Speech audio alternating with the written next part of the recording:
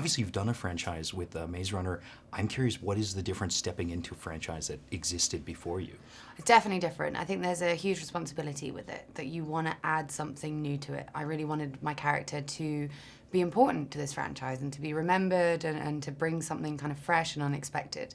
And I think she definitely does that. She's so progressive for her time. And she's kind of also stubborn and, argumentative and flawed and brilliant and all these things. And she's a very well-rounded female addition to this. It's a funny movie to hear in a pitch because, these crazy things, it's one of those things where it's like, and then this happens, and then they're at the bottom of the ocean, and then they're fighting to kind of hold their breath, and then the world splits, and, it's kind of a wild story to pitch someone. Do you return to the original films in the series to sort of study the world? I did before I started this one, yeah. I just had to reconnect with Will's character, how he met Elizabeth and what kind of guy he was in the first one, and also the relationship he had with his father, because it's a similar theme in this one.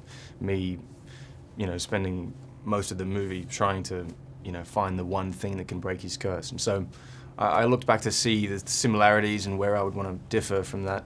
Well, for me, when I was 13, it was a long time ago. It was the first movie, and I really loved going to watch them. I was always super excited. It was the movie that all my friends were talking about in the playground and that I really wanted to be a part of. And then I had the opportunity to audition a few years ago. And then they kind of did some reworking on the character and the script. It came back around. I did a taping with some of my Maze Runner co-stars. Funnily enough, Thomas Brody Sangster played Captain Jack Sparrow. Do you borrow anything from either Orlando Bloom or Keira Knightley's performances? With Will, he's always very focused. If you see the first three movies, he's always kind of sure and motivated and focused on where he's going, what he's doing. I definitely borrowed from that because my character really has one end goal.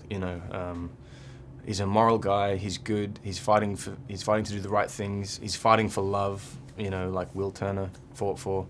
But at the end of the day, he's fighting to basically save his dad and for family reasons. So I guess I borrowed a little from that. She's a woman of science, and I really like that about her. She's kind of, she knows what she knows, and she believes in books and facts and figures.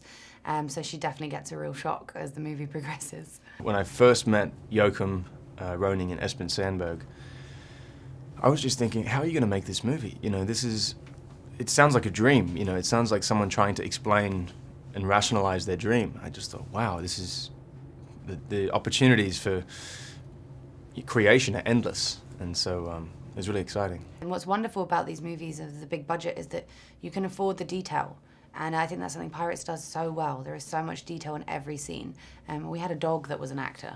It was incredible. I wasn't allowed to pet him because he was working.